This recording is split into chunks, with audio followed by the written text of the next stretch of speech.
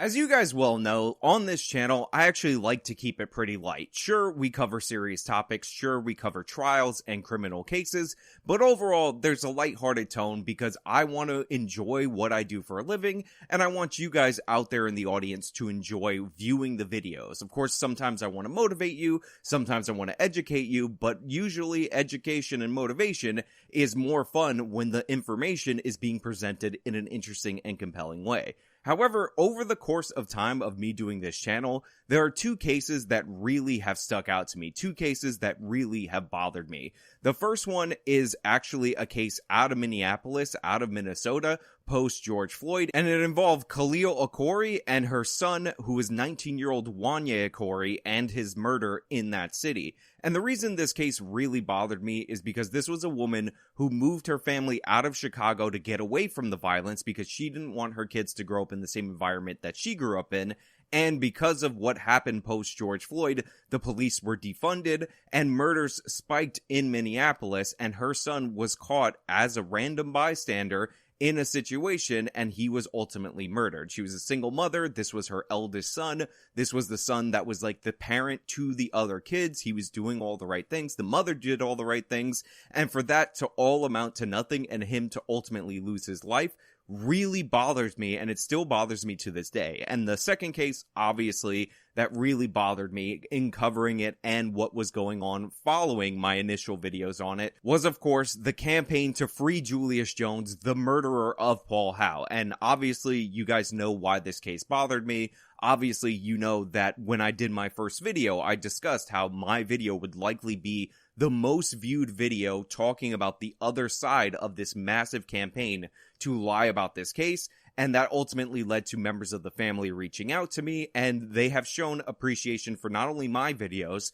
but for the actions that you guys out there in the audience have taken. And not just you guys, Devin Tracy, warrior on this issue, Roberta Glass, absolutely stellar. We also had people like Ali Beth Stuckey over at The Blaze, who's really jumped in following her finding out about this case on other innocence fraud cases, and I'm really grateful to you guys, and the family is really grateful to you guys if I haven't communicated that information to you. And unfortunately today, we have an update related to the case. There's an episode of the Hulu show, The Kardashians, which is somehow different from Keeping Up with the Kardashians, that shows that side of the campaign yet again, and a callous disregard for the Howe family, and we're going to talk about it because this really bothered me. I got contacted by a member of the Howe family while I was on vacation in the Florida Keys, and it just broke my spirit to see this being put forward yet again.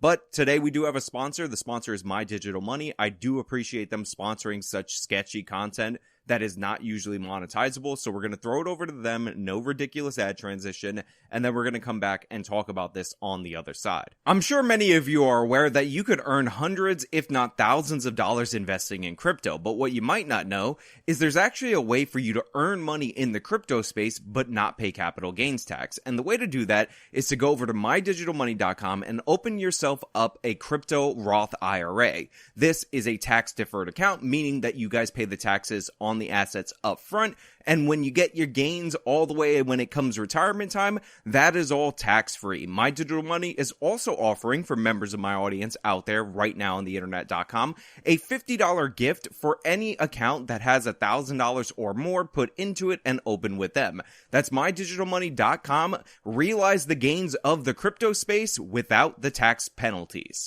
Julius Jones has been on death row for over 20 years. A lot of people believe him to be an innocent man that's on death row. Now, as I typically do when I cover the Julius Jones case, it's important to get the facts of the case out there because a lot of people are just completely unaware of what went down in this case. On July 28th, 1999, Paul Howe and his two daughters and his sister decided that they were going to go out shopping for school supplies. On the way back, Paul Howe was convinced by his kids to stop at a Brahms for ice cream. When he pulled into this Brahms place, he was spotted by Christopher Jordan and Julius Jones, who ultimately would later go on to murder Paul Howe in front of his children. They got the ice cream in what was the last act of kindness a father gave to his daughters, and then Paul Howe began driving back to his parents' home, where ultimately Julius Jones and Christopher Westside Jordan decided this was the opportune time to carjack him. Now, Paul Howe opened up his car door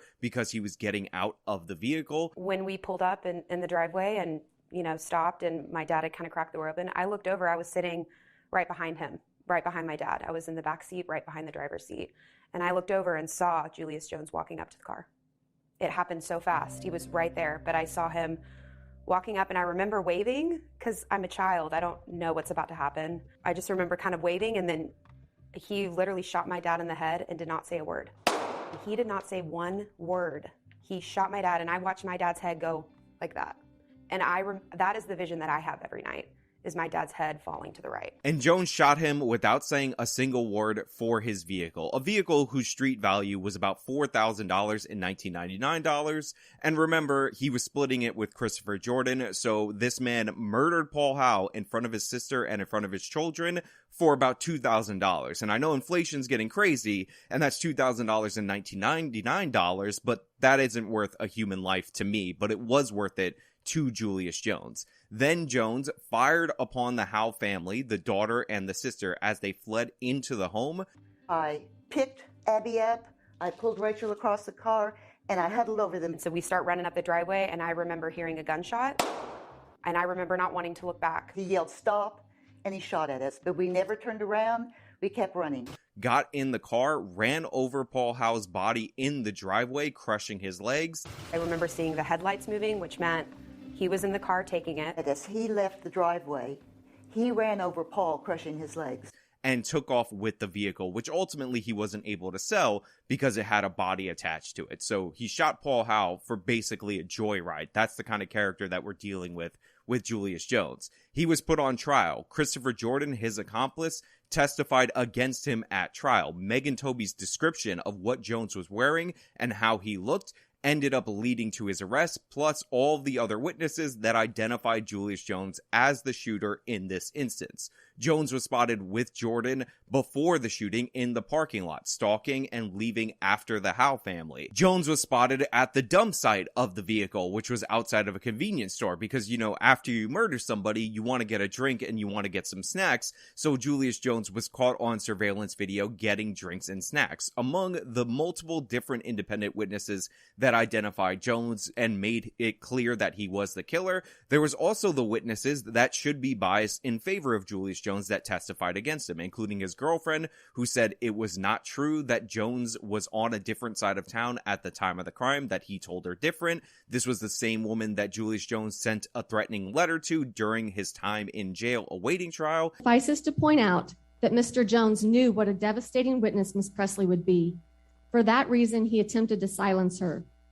In one letter, he told her that, for her safety, she needed to say she did not remember anything. And he advised her that, quote, "They can't arrest you or charge you with nothing for saying that, okay? If you don't believe me, ask an attorney, any attorney. I need you to hurry and write me back so I know you got this and you understand, okay?" End quote. He's desperate. In a second letter, he warned, quote, "Do not tell them people that I was doing anything illegal, okay? Just tell them you really don't know what I was doing, and if they bring up your past statements, just say you don't recall that." End quote. Mr. Jones, you wrote a letter to Miss Presley that said, "So you're going to have to do something for me now for your safety. Not that I'm threatening you, but I got some," and I'll skip the wording there. "If you do get called to the stand," and this is November 21st of 1999, "your best bet is to say you don't remember unless you don't care about me coming home." You agree you wrote that letter, sir? Yes, sir. But the reason I said what I said was because I was attempting to try to shield her from what I know she was afraid of. Okay. It was ill-advised in my youth, but I was not threatening her. You can certainly see how that looks like you're trying to get her to coach or change her testimony. You can see how that might be read that way, correct? Yes, sir. But again. And then again, Mr. Jones, in November 3rd of 2000, you wrote a letter that says, "And if you do end up having to testify, do not tell them people that I was doing anything illegal, okay? Just tell them that you really don't know." You wrote that letter as well, did you not, sir? Yes, sir. Are you finished asking me a question? I'm asking you, did you write that letter? I'm asking you, are you finished asking your question so I can fully answer it, sir? Yes. Did you write that letter? Yes, sir. Again, as I said. And she also identified Jones as somebody having the firearm that was described by Megan Tobey and ultimately was the firearm that was used to kill Paul Howe. By the way, this firearm was found in Julius Jones's home.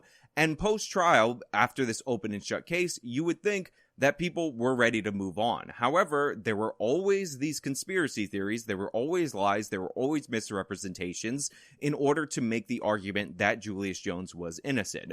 Jones is scheduled to be executed November 18th for a murder he insists he did not commit. The lawyers write in a clemency petition, the trial was shrouded in racial prejudice. Clemency is where the governor or the president can reduce someone's sentence or even that could have exonerated the death row inmate was overlooked and never presented to the jury. Jones' family says the teenager was at home the night of the murder and that he did not match the appearance of the suspect's description. One of the most famous arguments in favor of Julius Jones's innocence is the idea that Megan Tobey actually was describing Christopher Westside Jordan, which is just not the case. The only way you can make this argument is by taking a tiny excerpt of a transcript completely out of context and trying to frame it in such a way that paints Julius Jones as not matching the description. In reality, Megan Tobey, who's still alive, she is still willing to talk about the case because this was the murder of her brother, described Julius Jones in great detail. She described his shirt, she described the bandana he was wearing, and she described his hair completely accurately. And this matches up with descriptions of the two individuals that left the Brahms ice cream shop parking lot in order to follow Paul Howe and his family, which ultimately led to his death. Again, hear it from her directly if you don't believe me. And although that description, Megan says, has been misconstrued, her testimony never changed. There was a small amount of hair showing from the top of his ears to his stocking cap, about a half an inch I could see, meaning there was a half an inch from the top of his ear to his stocking cap. They have said, I have said that he had a half an inch to an inch long hair and it was sticking out. Now they are saying I said the shooter had inch long hair. And that's not what I said. On top of that, there's also the argument that there is no physical, tangible evidence that ties Julius Jones to this crime, which is absurd in every possible way. Let's go over a few pieces of the physical evidence, aside from the fact that his gun was identified by his girlfriend as his gun, and that's what was used not only in the murder of Paul Howe, but in two other carjackings that occurred within the same week, one of which Jones was convicted for, and again, spotted by multiple different witnesses driving around in that vehicle. He also forged a registration form, and he spelled Mercedes wrong, and he spelled it the same way, the same incorrect way with the Z at the end of it, in his plea agreement 6 years later when he was ultimately convicted of this carjacking. As if two eyewitnesses weren't enough, an employee at Mr. Jones's apartment complex in Norman saw him driving the Mercedes and park it near his apartment. Another employee who believed the Mercedes was out of place called police, who recovered the car. And Mr. Jones had prepared a fake paper tag on which he spelled Mercedes, Mercedez. Finally, Mr. Jones pled guilty to this crime. And how did he spell Mercedes in his plea paperwork? Mercedez.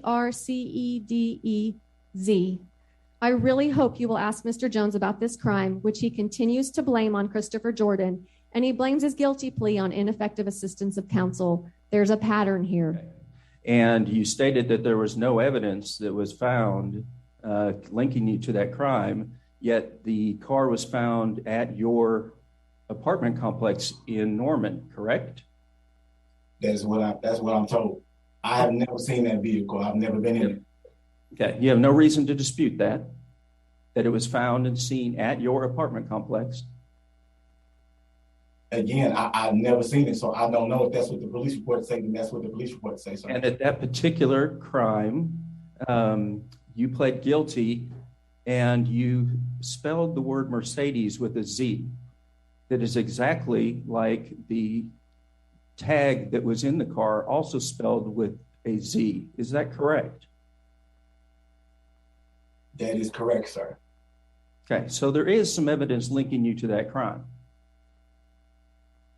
No, sir. Okay. To answer the crime that you pled guilty to, you were wearing a bandana. If believed that you pled guilty to the crime. You were wearing a bandana over your face, and you pointed a gun at Mr. Lapsey and took that vehicle, which later ended up at your apartment. Is that correct? I didn't catch all of what you just said, sir. Could you repeat it? Absolutely. So when you say there was no evidence linking you to that crime, there was evidence linking to the crime, correct? In at least enough that you pled guilty to it. Again, sir, I explained to you that I had just got a new lawyer, and the judge told me that she was not going to give us any more time. Okay. That is the reason why I felt the pressure to plead guilty to that crime. I did not commit that crime. I did not wear bandanas back then.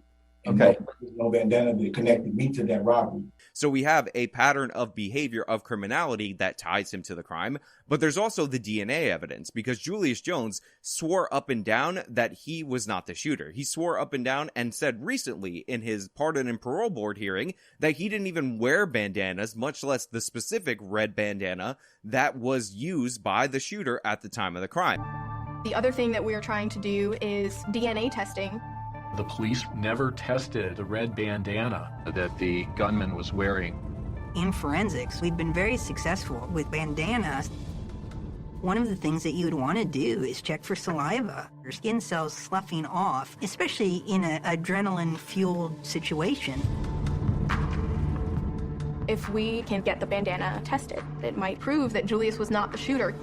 Well, we actually did DNA testing on that bandana, and it turns out Julius Jones is the person whose DNA matches that bandana. The odds of another African American matching that DNA are 1 in 110 million. Considering at the time there was only about 30 million African Americans, that's as conclusive as you can possibly get. On top of that, Christopher Jordan's DNA did not match that.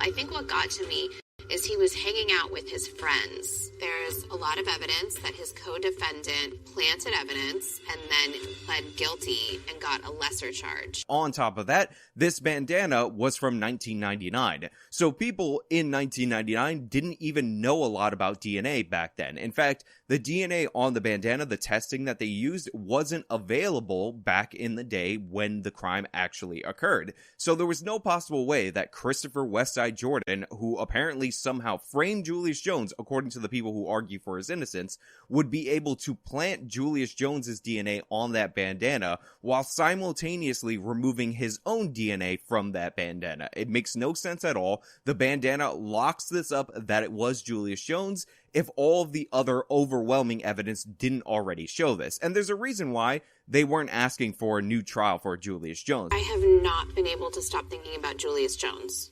The invitations to his execution were sent out to his family today. You know, he's about to be executed in 3 days. The parole board has recommended he get life with the possibility of parole. Because if they had a new trial, they would convict him in about half a second. There's a reason why they try to smear the entire community of Oklahoma that this took place in as racist. The victim was white, middle class, gunned down by a young African-American male in a wealthy suburb of Oklahoma City. Edmond was over 85% white back in the 90s. When integration went full swing, many whites left Oklahoma City, and Edmond was one of the areas they moved to in record numbers. It wasn't filled with gangs or filled with crime. People moved to Edmond to live a safe life. We can go to Edmond and protect our families. Possible gang elements coming to Edmond and murdering a successful white man. It had everybody on edge. There was a fear at that time that was almost palpable of dangerous young black youth. The feeling was, if we don't act swiftly, and if justice isn't severe, we're all in danger. And try to just muddy the waters and say things like Jones maintains his innocence or bring up the phony alibi story. Jones' family says the teenager was at home the night of the murder. I remember Julius had a cookie. But it was a big cookie by like that. It's Julius' birthday cookie. A little earlier, Antonio and me kept going into the kitchen and taking pieces of the cookie. Maybe one slice was left. When I was like, man, what the hell happened to my cookie? Oh, man, he was so mad. And my sister was exceptionally quiet. Julius is waiting for Mom to come home. It's like almost 10. As soon as she pulled up, he waiting at the door. Mom, they ate my cookie. We didn't know, but the man in admin had just been killed. I'm innocent. I was eating with my family, and I just figured the truth would come out, and they would let me go home because I had faith in the system. Which, by the way, if you're curious about the phony alibi story, the Jones family originally told the paper, The Oklahoman, and I have the article way back when in 1999, that not only was Julius Jones home at a birthday party, but Christopher Jordan, the person that they now say the shooter was actually there as well, because at the time they didn't know Christopher Jordan actually cut a plea deal to testify against them, so they were covering for not just Julius Jones, but for his good friend, Christopher Jordan. On top of that, they tried to produce an independent witness, somebody who wasn't family, that had impeccable credibility to testify on behalf of Julius Jones and make the case that they were at this party and that Julius Jones was in fact home. When they actually brought this woman to court, what she did was provide a receipt because she said she went to Kinko's prior to attending this party. Okay, I want to clarify one thing. When we talked about the family alibi and the reasons for not calling it, when you spoke about Miss Cujo last time, you said that she knew it wasn't the date of the murder because she had gone to Kinko's beforehand. Did she have any proof of that? She did. She had a receipt showing the date and time she'd been to Kinko's, and it was the only time she had been during that week. So, in a way, because the Jones story lined up so perfectly with hers, we absolutely knew for certain that she was incorrect. And also, I would refer you back to the 311 hearing on the testimony that was elicited with regard to that alibi. It was completely bogus, and no competent or I don't think any incompetent lawyer would put that alibi on, because it didn't work. It was false, and it would have been a fraud upon the court. Now, also, if you had called the family and they got up there and said he was at home, the prosecutors, knowing about this receipt and knowing about Miss Cujo, I would assume would have absolutely eviscerated them on the stand. Oh, it would have been ugly, very ugly. And that's what you have in a criminal jury trial, as you know. You have your credibility. And we needed to keep them credible because, again, as I said in our last episode, while you don't like to do this in a death penalty case, you have to prepare for the second stage or the punishment stage.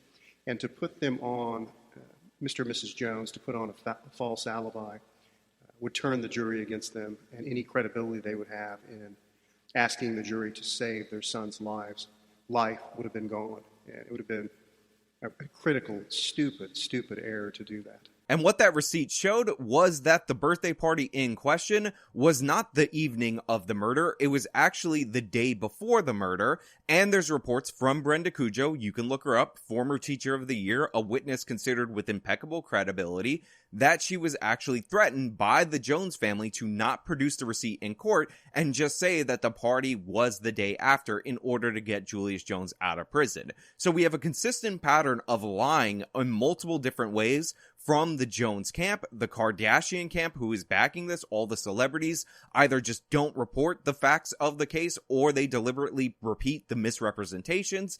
And this is what the Howe family was up against. This is the machine that was trying to get Julius Jones out of prison, not because he was actually innocent, but because they were ideologically opposed to the death penalty, and they realized years ago, the Innocence Project did, that arguing against the death penalty doesn't really work, so they just try to paint everybody on death row as innocent, and that is the campaign that unfortunately the Howe family was caught up in.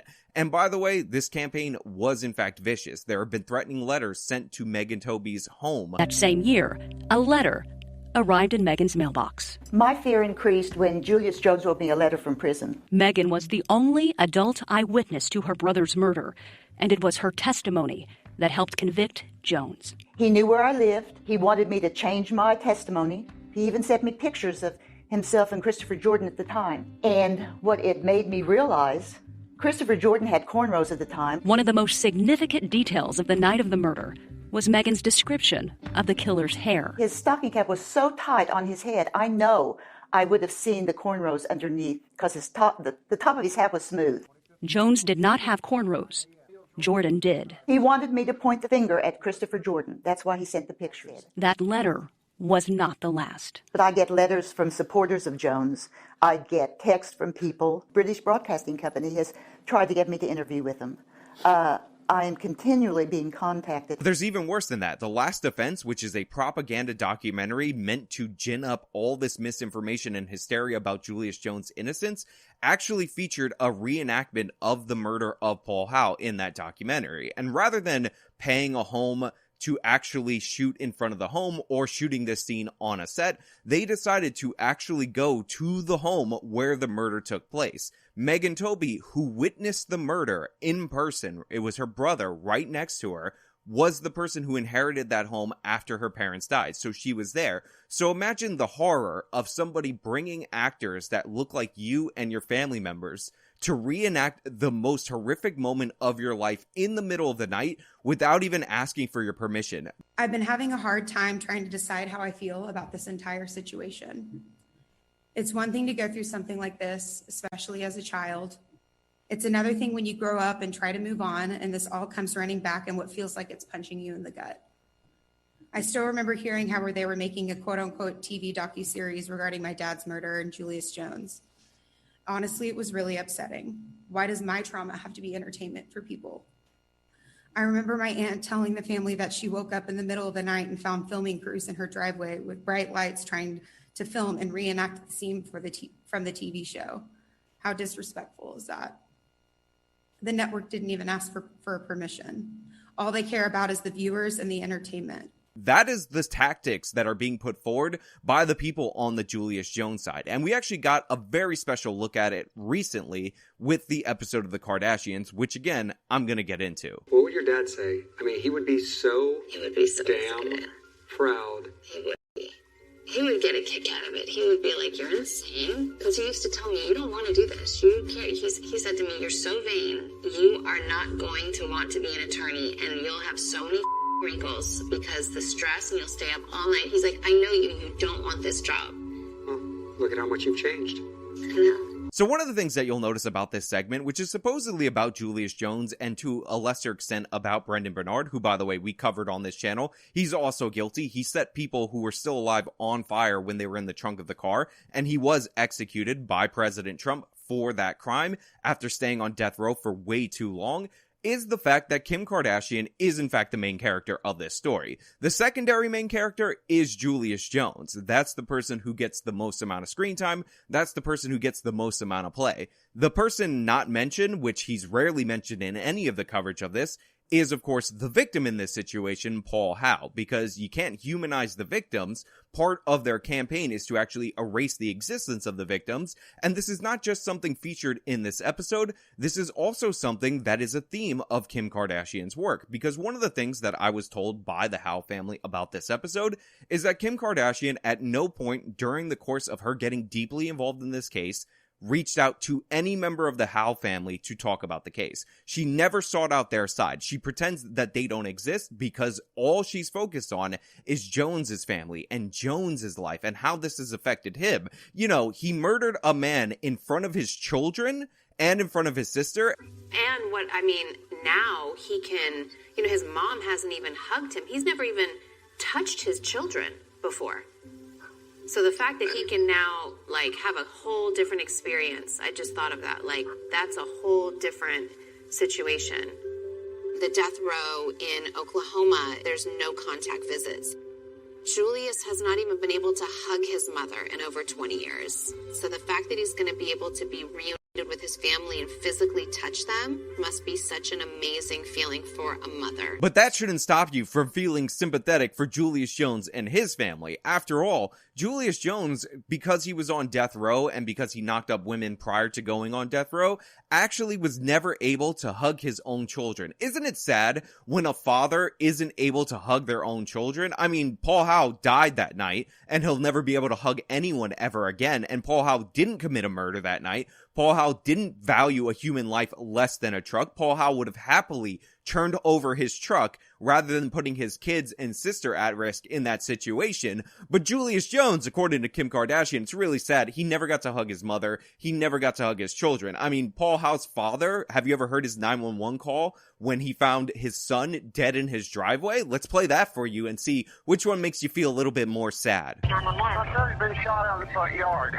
You know, he got no pearls. Where was he shot at? I don't know. I was in bed. The kids came running in and laying out in the driveway. Okay, do you know who did it, sir? No, he just drove up with his kids and they shot him. Who did? Car, I don't know. Okay. Get an ambulance. You know, when you actually hear the impact and the effect that this had on the family, you know, the victim's family in this scenario, not the perpetrator and the perpetrator's family, you understand why Kim Kardashian can't bring herself to mention Paul Howe's name. You understand why Kim Kardashian couldn't be bothered to reach out to the Howe family. You understand why it's far more exciting for her to call up athletes who think that maybe she wants to hook up with them in order to get them on board with the Justice for Julius Innocence fraud campaign. So Scott and I have been working on Julius's case for over 2 years. Julius's execution is coming up and we have to do everything we can to stop it. Before we really dig into a case, Scott and I make like a vision board type mood board of who we think could be important. Anyone that can really just be influential to the governor and to help get our message across. So we want to do the Zoom call. I think that would be really helpful. I can get everyone on this like group chat that I'm on it, which is like 35 different celebrities and people that I think are really influential. Maybe we invite the family on to talk about just Julius and his character. You want to start like calling, texting folks like right now? Yeah. Okay. I got Snoop. I would text like Demi Lovato, Katy Perry, Gwyneth Paltrow, Jake Gyllenhaal, Amy Schumer. James Corden did the most amazing video ever. I really think that helped us. Yep. I sincerely beg you to join me in taking action and shining a light on Julius's story, because together we might be able to spare the life of an innocent man. Honestly, I'm sure if I called any athlete and we said I wanted a call with them, they would pick up and think that I wanted to up with them. Now, you might be saying to yourself, Sean, you know a lot about TV. You know that sometimes on these shows, they stage things to make them more visually interesting. So the chances are that the Hulu staff actually staged this board of Kim Kardashian calling all of these people, and it wasn't so callous. It didn't look like a game show, and they're not really making a mockery of the family during the campaign. But the thing is, I would respond to that. Does that make it better? Does it make it better that they stage parts of this to make it look like a joke? They have Kim Kardashian talking about hooking up with celebrities. They're just calling people on this list and having her convince them with her celebrity to jump on board this campaign without any care for the victims. That Kim Kardashian was able to contact all of these celebrities, all of these coaches, all of these athletes in order to get them on board, but she didn't have the time or the interest to contact any member of the Howe family. I don't think so. I think even if you say this was not how it was actually done, this was just staged for TV, that's even more disgusting, but bare minimum, equally disgusting to the scene actually just being them capturing what was going on during the Justice for Julius Jones campaign. You know, I'm always in favor of giving people the benefit of the doubt. I'm always in favor of saying somebody is just unaware, somebody's ignorant, somebody's stupid, rather than saying that they're malicious and evil. But the thing is, there's a level of ignorance, there's a level of lack of awareness, there's a level of stupidity that actually does become malicious, especially when all of these things are willful. So much of this segment is devoted to Kim Kardashian talking about the relationship she had with her father. Kim Kardashian has joked in the past about how she's following in her father's footsteps, who, by the way, was a lawyer, was very close with O.J. Simpson, somebody who did commit a murder and did get off on it, and she's joked about the fact that that happened on SNL. On top of that, there's a lot of emphasis about Julius Jones and his kids and how he's never gotten to hug his kids that he was never in their life for, didn't care about, his kids that, again, aren't as relevant as the kids of Paul Howe, you know, the man that he murdered in front of those kids, who will never get to speak to, see their father or anything like that.